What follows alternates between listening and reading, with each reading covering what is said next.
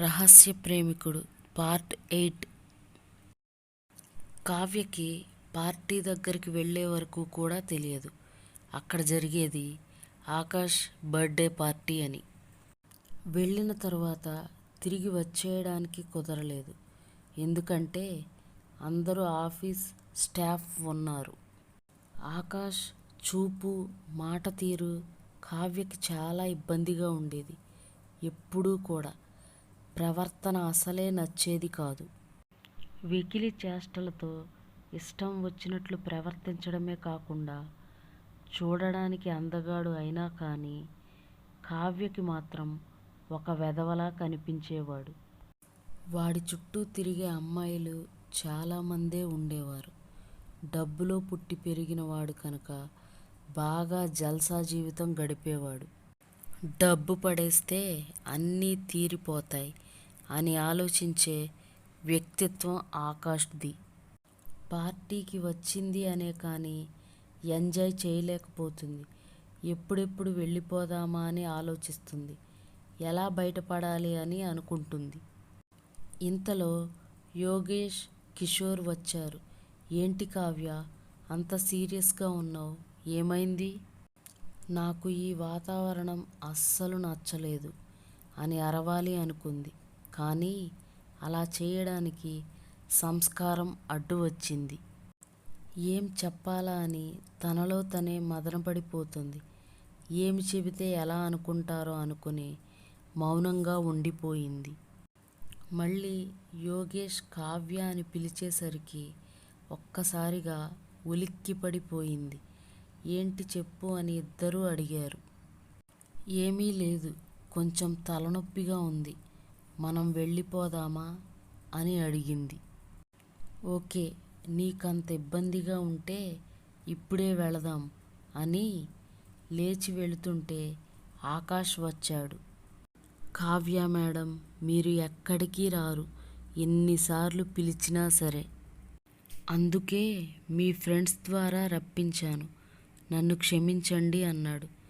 నా తృప్తి కోసం ఈ కూల్ డ్రింక్ తీసుకోండి ప్లీజ్ అని బ్రతిమిలాడాడు. తప్పక కూల్ డ్రింక్ తీసుకుని తాగాలా వద్దా అనుకుంటూ ఎప్పటికో కొంచెం తాగింది. తల నొప్పిగా ఉండడం వల్ల వామిటింగ్ అయింది. అలానే రూమ్లో బెడ్ మీద పడిపోయింది. ఎప్పటి నుండో కావ్యపై కన్నేసిన కోరికతో ఉన్న ఆకాష్ దొరికిన అవకాశం అసలు వదులుకోకుండా కావ్యని తృప్తిగా, కసిగా అనుభవించాడు. ఆ సమయంలో యోగేష్, కిషోర్ కూడా అక్కడ లేరు. వాళ్ళు పార్టీ ఎంజాయ్ చేస్తున్నారు. పార్టీ మూడ్లో ఉన్నారు అందరూ కూడా. కావ్య ఫ్రెండ్ లాస్య కూడా డ్రింక్ చేస్తుంది. కావ్య ఎక్కడ ఉందో ఆలోచించే పరిస్థితిలో లేదు. యోగేష్కి, కిషోర్కి బార్లో కలిసినప్పుడు ఆకాష్ విషయం చెప్పాడు. అప్పటి వరకు వాళ్ళకి తెలియదు. వీళ్ళకి తెలియని విషయం ఏమిటంటే కావ్యకి ఎప్పుడో ఆకాష్ మీద డౌట్ వచ్చింది అని. అన్నీ తెలిసి కావ్య ఎందుకు ఆకాష్ మీద కంప్లైంట్ ఇవ్వలేదు? అసలు ఎందుకు అంత సైలెంట్గా, మూడీగా ఎందుకు మారింది అనేది ఎవ్వరికీ అర్థం కాలేదు ఇప్పటికీ. కావ్య ఏం ఆలోచిస్తుంది, ఏం చెయ్యాలి అనుకుంటుంది? ఇదిలా ఉండగా జైల్లో ఉన్న యోగేష్, కిషోర్ ఆలోచనలో పడ్డారు. ఆకాష్ ఎందుకలా మాట్లాడాడు? నీకేమైనా అర్థమైందా కిషోర్ అన్నాడు యోగేష్. ఏమోరా, ఎంతలా ఆలోచించినా తల బద్దలైపోతుంది కానీ విషయం అర్థం కావడం లేదు. సంఘటన జరిగిన 4 సంవత్సరాలు అయిన తరువాత ఇప్పుడెందుకు అలా చేశాడో చెబుతుంటే వాడికి పిచ్చో మనకి పిచ్చో ఆలోచించుకోవాలి మనం. అవును, నిజమే కదా. ఆకాష్ చెప్పింది వింటే నమ్మకుండా ఉండలేం, అంత బలంగా చెప్పాడు. కారణం, కావ్యని ఉద్యోగంలో చేరిన దగ్గర నుండి పరిశీలిస్తూనే ఉండేవాడంట. కావ్య మాట తీరు, అమాయకత్వం, చిలిపితనం, చూడచక్కని రూపం వాడికి బాగా నచ్చినవంట. కానీ తన ముందుకు వెళ్ళి నేను నిన్ను ప్రేమిస్తున్నాను, నన్ను పెళ్లి చేసుకోవా అని అడిగే ధైర్యం లేక తనలో తనే సతమతం అవుతుండేవాడంట. ఎందుకు అంటే తనకు ఉన్న అమ్మాయిల బలహీనత వల్ల. రోజురోజుకు కావ్య మీద ప్రేమ, కోరిక పెరిగిపోవడం వల్ల ఆ క్షణం దొరికిన అవకాశం ఉపయోగించుకున్నాడు.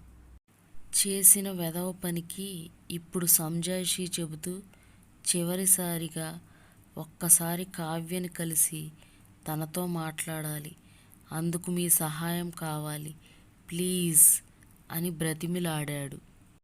ఏం చేద్దాం అని ఆలోచించేలోపు ఇలా జైల్లో ఉన్నాం. ఇంతలో కిషోర్ వాళ్ళ లాయర్ బెయిల్ పేపర్స్ తీసుకుని వచ్చాడు. ఫార్మాలిటీస్ పూర్తి చేసి కిషోర్, యోగేష్ని తీసుకువెళ్ళారు. థ్యాంక్స్ లాయర్ గారు, అది నా వృత్తి ధర్మం.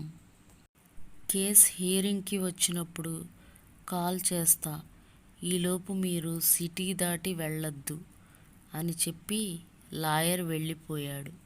సరేరా, ఇప్పుడేం చేద్దాం? ఆకాష్కి సహాయం చేద్దామా వద్దా? నువ్వే చెప్పు అని కిషోర్ని అడిగాడు యోగేష్.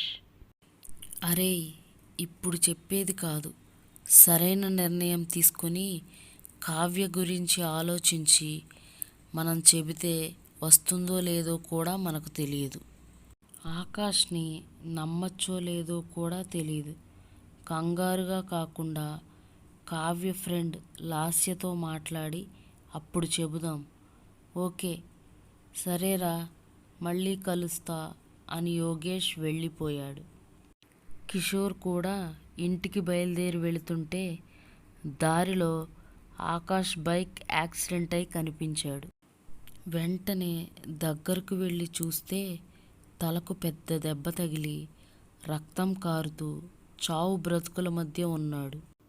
జనం గుమ్మిగూడారే కానీ ఒక్కరు కూడా అంబులెన్స్ కూడా కాల్ చేయలేదు.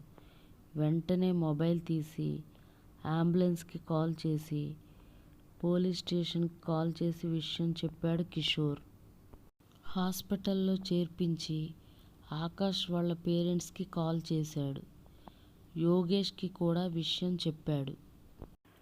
యోగేష్ జస్ట్ ఇంట్లోకి వెళుతుంటే కాల్ రావడంతో హాస్పిటల్కి వెళ్ళిపోయాడు. డాక్టర్ మొత్తం క్లీన్ చేసి తలకు అయిన గాయానికి కుట్లు వేస్తూ పల్స్ రేట్ చెక్ చేస్తున్నాడు.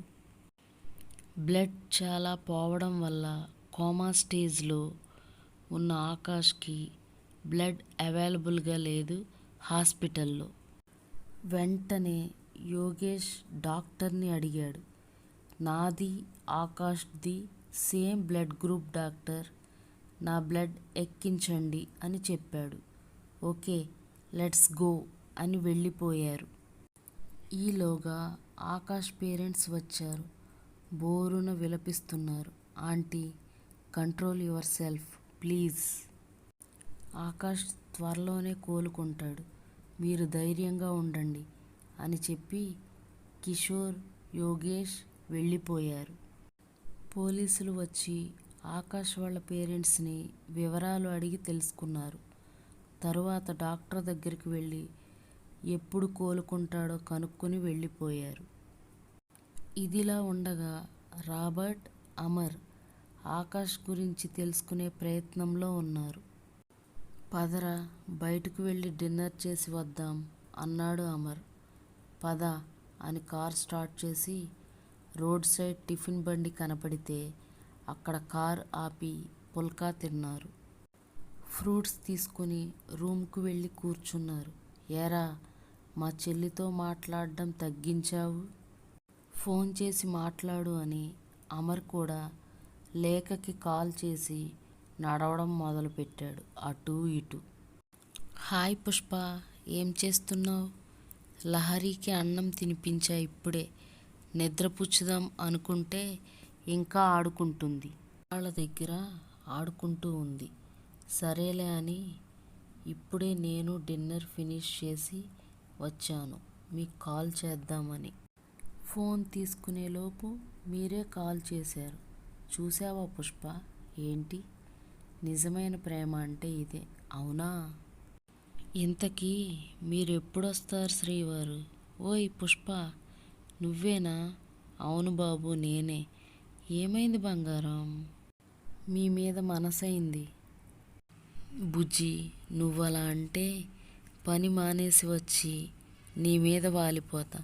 తర్వాత నీ ఇష్టం. ఇప్పుడు కష్టం కదరా బంగారం. అవుననుకోండి, కానీ మిమ్మల్ని వదిలి ఇన్ని రోజులు ఎప్పుడూ ఉండలేదు కదా. నాకు అర్థమైందిరా, కానీ ఇక్కడ పరిస్థితి అలాంటిది. మరి నా బుజ్జి, నా బంగారం కదా, సైలెంట్గా ఉండవే. నన్ను మూడ్లోకి దించకు ప్లీజ్ అన్నాడు. మీరు త్వరగా రాలేదో నేనే వచ్చేస్తా. మరి మీ ఇష్టం ఇంకా. గట్టిగా ఊపిరి తీసుకుని ముద్దు పెట్టాడు. నా డార్లింగే నువ్వు. శ్రీవారు, త్వరగా వచ్చేయండి. నువ్వు బొంగమూతి పెట్టకే, నేను తట్టుకోలేను. ఒక్క 2 డేసేరా. నిన్ను వదిలి నేను అతి కష్టం మీద ఉంటున్నా ఇక్కడ, సరేనా? త్వరగా వచ్చేస్తా. లహరి నిద్రపోతుందా? అవును. సరే డార్లింగ్, నువ్వు నిద్రపో. Love you Pushpa. Love you my dear hubby. Bye అని ఫోన్ కట్ చేశాడు. ఇంతలో అమర్ వచ్చాడు. ఏరా, అయిపోయిందా మాట్లాడడం? అవునురా, ఇంకా నిద్రపోవడమే. సరేరా, good night Robert. Good night Amar అని గుడ్ నైట్ చెప్పుకొని నిద్రపోయారిద్దరు. ఇంతకీ ఆకాష్ పరిస్థితి ఎలా ఉంది? అసలు బ్రతుకుతాడా లేదా? ఇంకా ఉంది. Please like, share and subscribe. Thank you for watching.